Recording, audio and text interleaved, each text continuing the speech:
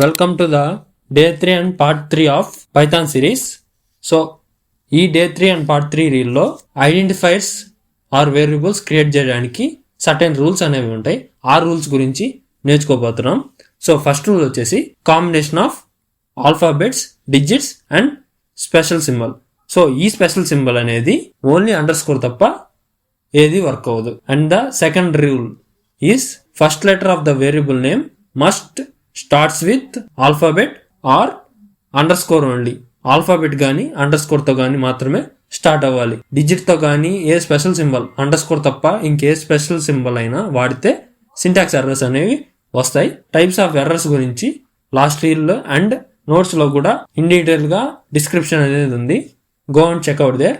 And the third one is within the variable name a special symbol అనేది వాడకూడదు except under score.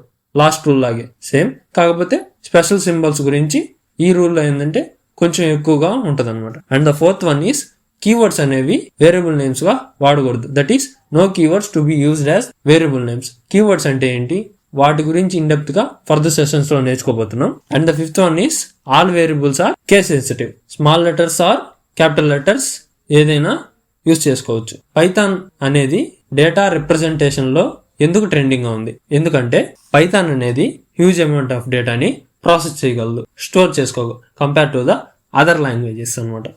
So Python అనేది data representation లో అందుకు trending గా ఉంది. నెక్స్ట్ రీల్స్ లో డేటా టైప్స్ గురించి నేర్చుకోబోతున్నాం. So don't miss the next reel. Follow the Hitex code on Instagram and subscribe on the YouTube. Notes link in the description and bio of the Instagram. Check out there.